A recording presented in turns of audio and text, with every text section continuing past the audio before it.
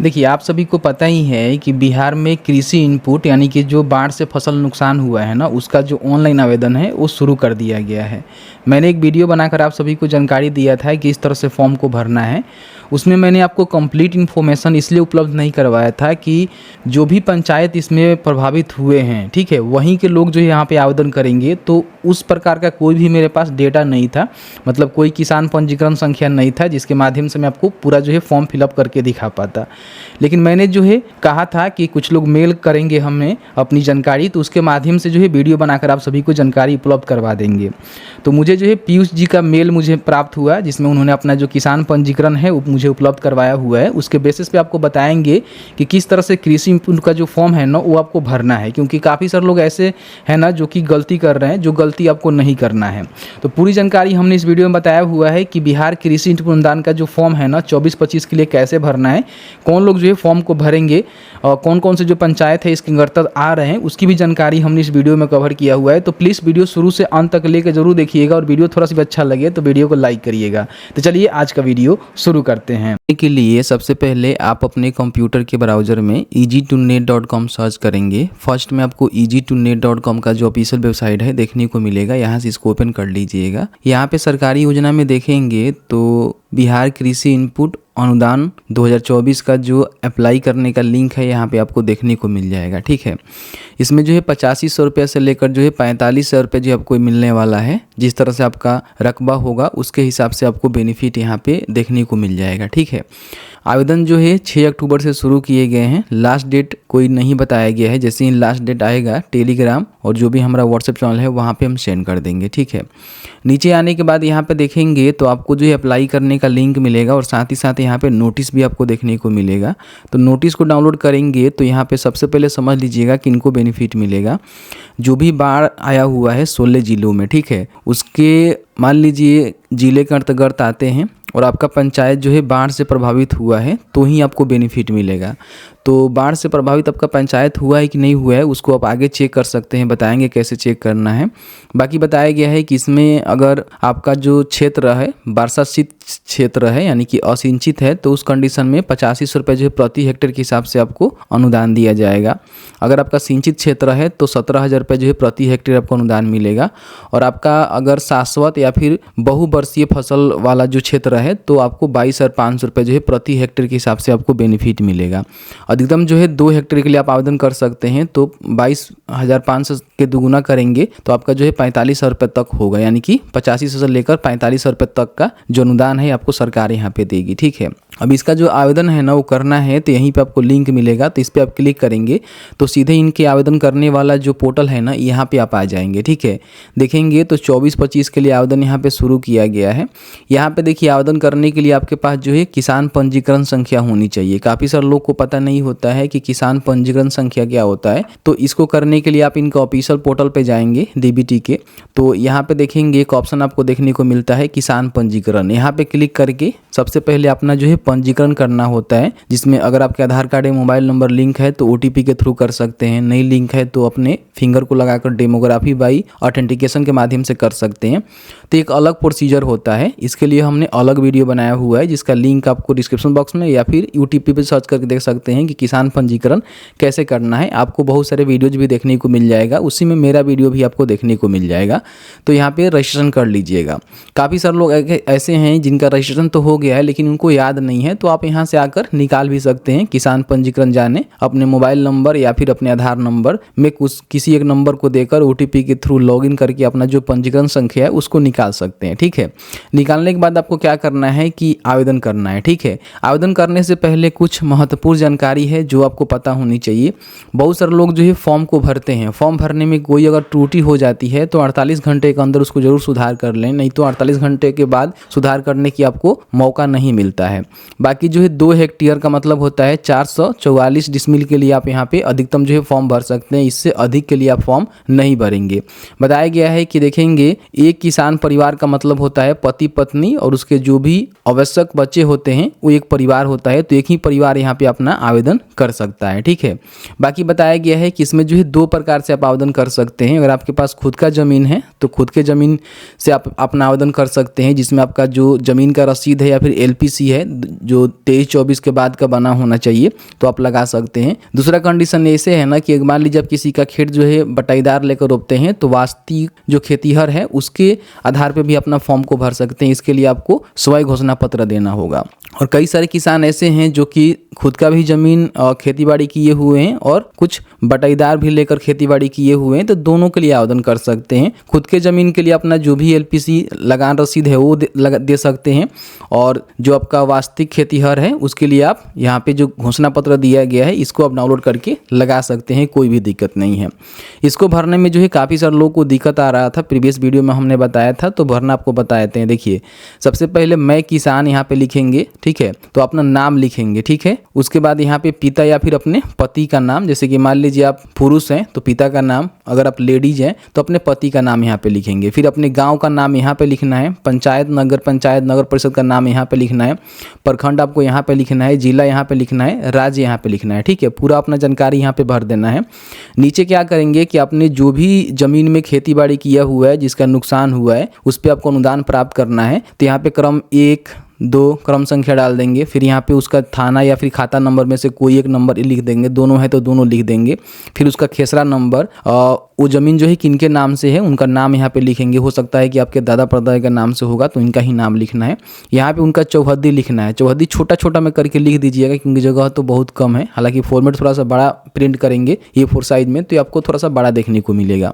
फिर यहाँ पे कुल रकबा उस ज़मीन का कितना है वो बताएंगे, और आपका कितना क्षति हुआ है फसल वो आप यहाँ पे बताएंगे। अगर टोटल हुआ है तो टोटल लिखेंगे, अगर उसमें से थोड़ा बहुत हुआ है तो थोड़ा बहुत जितना रकबा हुआ है उतनी आप यहाँ पे डिसमिल में बता देंगे। एक कट्ठा में 3.72 डिसमिल होता है परमंडल, हम सारण परमंडल की बात करें, अलग अलग जिलों में अलग अलग वैल्यू हो सकता है, तो आप अपने हिसाब से देख लीजिएगा।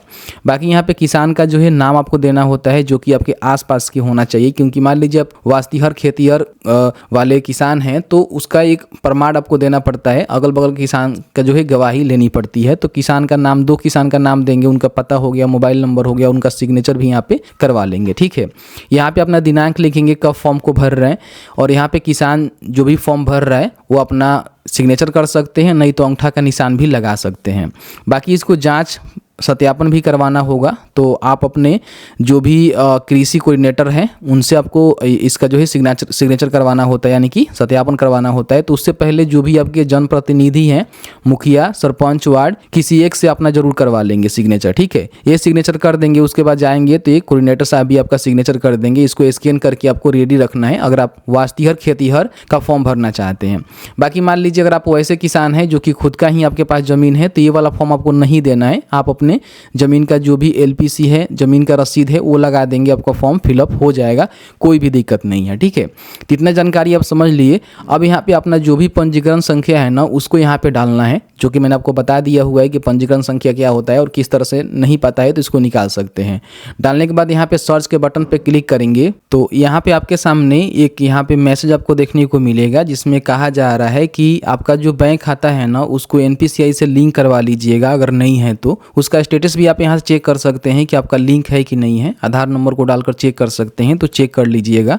अगर आपका लिंक है तो ठीक है, लिंक नहीं है तो अपने बैंक में जाकर NPCI का फॉर्म आता है उसको भर दीजिएगा, आपका लिंक हो जाएगा, क्योंकि पैसा जो है आधार NPCI लिंक खाते में ही भेजे जाएंगे, ठीक है।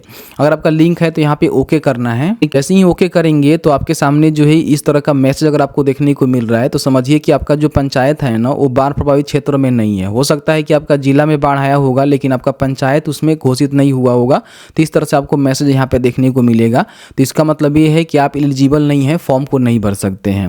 यहाँ पे देखेंगे जो हमें रजिस्ट्रेशन नंबर उपलब्ध करवाया गया है पीयूष कुमार जी के द्वारा, उनका हम रजिस्ट्रेशन नंबर यहाँ पे डाले हुए हैं, तो इस तरह से उनका जानकारी यहाँ पे खुल गया है। इसका मतलब ये है कि उनका जो पंचायत है ना वो यहाँ पे बाढ़ प्रभावित क्षेत्र में है, तो ये जो है फॉर्म को भर सकते हैं। और फॉर्म भरने के लिए देखेंगे तो यहाँ पे जो भी किसान पंजीकरण संख्या इन्होंने दिया हुआ है, यहाँ पे सर्च करेंगे तो जो भी इनका डेटा है ना यहाँ पे देखेंगे खुल गया है। जैसे कि जो भी किसान का डिटेल्स है यहाँ पे देखने को मिल जाएगा जो अपने पंजीकरण करते समय दिया हुआ है, तो इसमें कुछ मॉडिफिकेशन आप यहाँ से नहीं कर सकते हैं, इसको ऊपर कर दीजिएगा, ठीक है। अब यहाँ पे देखिए यहीं पे जो है काफ़ी सारे लोग मिस्टेक कर रहे हैं, जो मिस्टेक आपको नहीं करना है। यहाँ पे पूछा जा रहा है कि अपने परिवार का सही जो डिटेल्स है ना उसको यहाँ पे दर्ज करें, ठीक है। परिवार का मतलब क्या होता है कि आपके घर में जो आपके मान लीजिए कोई पति फॉर्म भर रहा है तो अपने पत्नी की जानकारी देगा, कोई पत्नी फॉर्म भर रही है तो अपने पति की जानकारी देगी, और जो भी उनके एडल्ट बच्चे होते हैं जिनका उम्र जो है 18 ठीक है प्लस है, उनकी जो है जानकारी यहाँ पे देना मैंडेटरी है, ठीक है। बताया गया है कि परिवार का ब्यूरो में आवेदक अपना ब्यूरो अंकित करे, अन्यथा आवेदन करने में त्रुटि आएगी। यानी कि इन्होंने बताया हुआ है कि परिवार के ब्यूरो में जो आवेदक है जिनके नाम से फॉर्म फिलअप हो रहा है ना, उनकी जानकारी परिवार में नहीं ऐड करना है, उनके अलावा जो उनके फैमिली मेम्बर है ना उनकी जानकारी ऐड करना है, यहाँ पे इन्होंने बताया हुआ है, ठीक है। तो सबसे पहले देखेंगे तो आवेदक जो है जो फॉर्म भर रहा है उसके साथ जैसे उनके माता जी हैं तो माता की जानकारी दे सकते हैं, उनके पिताजी हैं तो पिताजी की जानकारी दे सकते हैं, पति पत्नी जैसे कि मान लीजिए पत्नी फॉर्म भर रही है तो पति की जानकारी, और पति फॉर्म भर रहे हैं तो पत्नी की जानकारी, और जो भी वयस्क बच्चे हैं मतलब 18 वर्ष से ऊपर वाले जो बच्चे हैं ना उनकी यहाँ पे जानकारी भरना है। मान लीजिए माता जी उनके हैं तो माता जी का सिलेक्शन करेंगे, तो यहाँ पे देखेंगे तो पूछेगा कि वो जीवित है कि मृत है, ठीक है। तो मृत है तो यहाँ पे उनका आधार नंबर नहीं लगेगा, आप देख लेंगे यहाँ पे आधार नंबर डिसेबल हो जाता है, केवल आधार का अनुसार उनका नाम यहाँ पे लिखेंगे और यहाँ पे डेट ऑफ बर्थ भी उनका डिसेबल हो जाएगा। लेकिन वो जीवित है तो यहाँ पे जीवित का सिलेक्शन करेंगे तो देखेंगे तो यहाँ पे उनका जो भी आधार नंबर है वो यहाँ पे देना होगा, आधार के अनुसार उनका नाम देना होगा, और उनका जो भी डेट ऑफ बर्थ है आधार कार्ड पे वो जानकारी भर के यहाँ पे सेव करना होगा। सेव करते समय ध्यान रखिएगा कि आपके आधार OTP के माध्यम से ऑथेंटिकेशन किया जाएगा, यानी कि OTP जाएगा, सत्यापित होगा, फिर यहाँ पे इसको ऐड कर पाएंगे। इस तरह से यहाँ पे सेव मेंबर के बटन पर क्लिक करके सेव करेंगे, और उसके अलावा अपने पिता पति पत्नी जो भी आपके या फिर कोई वयस्क बच्चे हैं उनकी भी जानकारी यहाँ पे ऐड करना है। पीयू जी के द्वारा हमारे पास कोई डेटा नहीं दिया गया है तो उनकी हम ज़्यादा इसमें छेड़छाड़ नहीं करेंगे, ठीक है। तो उनके द्वारा डेटा उपलब्ध कराने में वो असमर्थ है, मैंने कई बार मैसेज भी किया उनको, बट वो टाइम से रिस्पॉन्स नहीं कर रहे हैं, और वीडियो बनाते समय आप सभी को पता ही है कि सारे डिटेल्स होनी चाहिए।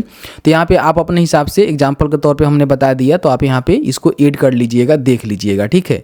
तो यहाँ पे माता पिता मृत्यु हो गया है तो उनकी भी जानकारी दे दीजिएगा, बाकी जो जिंदा है उनकी भी जानकारी यहाँ पे दे दीजिएगा, ठीक है। उसके बाद नीचे आएंगे तो यहाँ पे देखेंगे खेती करने योग्य कुल जमीन आपके पास कितने हैं जिसमें आपने खेती किया हुआ है। तो मान लीजिए अगर आपने 500 डिसमिल में खेती किया हुआ है तो यहाँ पे 500 डिसमिल लिखेंगे, एग्जाम्पल के तौर पे हम ले रहे हैं, ठीक है। यहाँ पे देखिए बताया गया है कि 1 हेक्टेयर का मतलब होता है 247 डेसीमिल, मैंने यहाँ पे ज़्यादा डाल दिया हुआ है, इतना नहीं डालना था मुझे, 400 में डाल देते हैं, ठीक है। तो यहाँ पे अधिकतम जो है 2 हेक्टेयर के लिए ही आप फॉर्म भर सकते हैं, इन बातों को ध्यान रखिएगा, यानी कि 247 से आप मल्टीप्लाई करेंगे 2 से तो उतना ही डिसमिल के लिए आप फॉर्म भर सकते हैं। अब यहाँ पे किसान का जो प्रकार है वो बताना है, तो यहाँ पे देखिए तीनों ऑप्शन आपको देखने को मिलेगा। खुद का जमीन है तो आप खुद के स्वयं भूधारी के ऑप्शन पर टिक करके अपना जो फॉर्म है भर सकते हैं। अगर आपके पास खुद का ज़मीन नहीं है, आप किसी का बटेदार लेकर रोपते हैं तो वास्तविक खेतीहर का जानकारी देकर भर सकते हैं, ठीक है। 2 ऑप्शन आपको मिल गया। और कई सारे किसान ऐसे हैं जिनके पास खुद का भी ज़मीन है और साथ ही साथ यहाँ पे कुछ ज़मीन जो है वो बटेदार भी रोपते हैं, तो ये वाला सिलेक्शन आप कर सकते हैं, ठीक है। चलिए मैं ये वाला ही कर लेता हूँ क्योंकि समझाने में आपको बेहतर यहाँ पे मैं समझा पाऊँ। फिर यहाँ पे क्षति का कारण बताना है, तो यहाँ पे आपको बाढ़ ही देखने को मिलेगा क्योंकि मोस्टली जो है बाढ़ से ही फसल का क्षति हुआ है, ठीक है। इस तरह सिलेक्शन करेंगे। तो अब यहाँ पे क्या होगा कि जो भी किसान का प्रकार है वो आपको दोनों यहाँ पे देखने को मिलेगा। अगर आप 2 यहाँ पे सिलेक्ट करेंगे, दोनों का सिलेक्शन करेंगे, एक का सिलेक्शन करेंगे तो आपको एक ही यहाँ पे देखने को मिलेगा, ठीक है। तो सबसे पहले हम क्या करते हैं कि स्वयं मेरे पास जो ज़मीन की मतलब ज़मीन है उसकी जानकारी हम दे देते हैं। फिर यहाँ पे फसल का नाम बताएंगे कि आपका जो फसल है वो कौन सा फसल नुकसान हुआ है। जैसे कि मान लीजिए मेरे पास धान है, ठीक है, तो हमने धान का सिलेक्शन किया। ज़मीन का प्रकार आप बताएंगे वर्षा आश्रित, मतलब कि आपके क्षेत्र में ज़्यादा वर्षा होता है, असिंचित क्षेत्र है यानी कि ज़्यादा आपको सिंचाई नहीं करना पड़ता है, तो आप ये वाला सिलेक्शन करेंगे। और आप ऐसी जगह से आते हैं जहाँ पे वर्षा कम होती है और आपको जो है बार बार उसको सिंचाई करना पड़ता है। बहुत सारे हमारे क्षेत्र में देखेंगे तो धान को 2 बार 3 बार जो है पटवन करना पड़ता है, तब जाकर ये होता है। काफ़ी सारे जगह ऐसे हैं जहाँ पे कोई भी पटवन की ज़रूरत नहीं है, बारिश से पानी आता है और वो पट जाता है। तो यहाँ पे अगर आपका वर्षा आश्रित है तो वर्षा आश्रित, सिंचित है तो सिंचित बताएंगे, ठीक है। मेरा सिंचित है तो मैं यहाँ पे सिंचित बता देता हूँ, हालांकि जानकारी जो है पीयूष जी का है, मतलब एग्जाम्पल के तौर पे आपको बता रहे हैं, ठीक है। तो यहाँ पे हम इस तरह से सिलेक्शन सिलेक्शन करेंगे। फिर यहाँ पे क्षति के कारण जो है बाढ़ आपको देखने को मिलेगा। अब यहाँ पे जो भी अपने धान की जानकारी दिया हुआ है वो कौन से थाना नंबर, कौन से खाता नंबर, खेसरा नंबर, लगाए गए फसल का भूमि का रकबा कितना है, मतलब टोटल आपका जो लगाए हुए हैं वो कितना रकबा में है। जैसे मान लीजिए मेरा 200 में है, ठीक है, तो मैंने 200 डाल दिया, उसमें से कितना नुकसान हुआ है तो मेरा टोटल हो गया है, तो मैं यहाँ पे 200 ही डालूंगा क्योंकि मेरा जो है टोटल नुकसान हुआ है। फिर यहाँ पे देखेंगे तो अनुदान का जो राशि है ना आपको देखने को मिल जाएगा कि 13,764 रुपये आपको यहाँ पे अनुदान देखने को मिलेगा। अब अगल बगल के जो किसान की जो जानकारी है उसका नाम यहाँ पे लिख देंगे कि हाँ मेरे आसपास के 2 किसान हैं जो कि मेरे आसपास में खेती बाड़ी किए हुए हैं, ठीक है।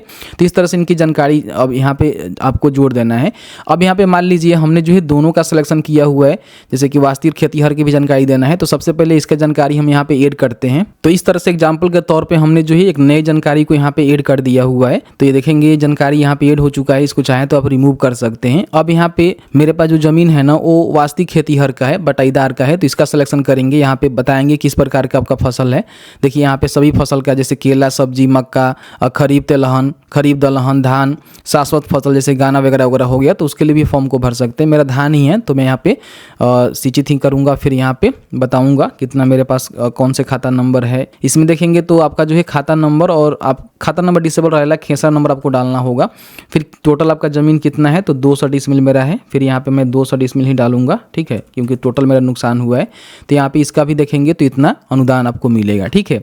फिर यहाँ पे अगल बगल का 2 किसान का नाम, इस तरह से जो है मल्टीपल आपके पास ज़मीन है, अलग अलग खाता खेसरा नंबर में ज़मीन है, तो आप यहाँ पे ऐड कर देंगे, सबका ऐड करना है, तभी आपको बेनिफिट मिलेगा जो आपका नुकसान हुआ है, ठीक है।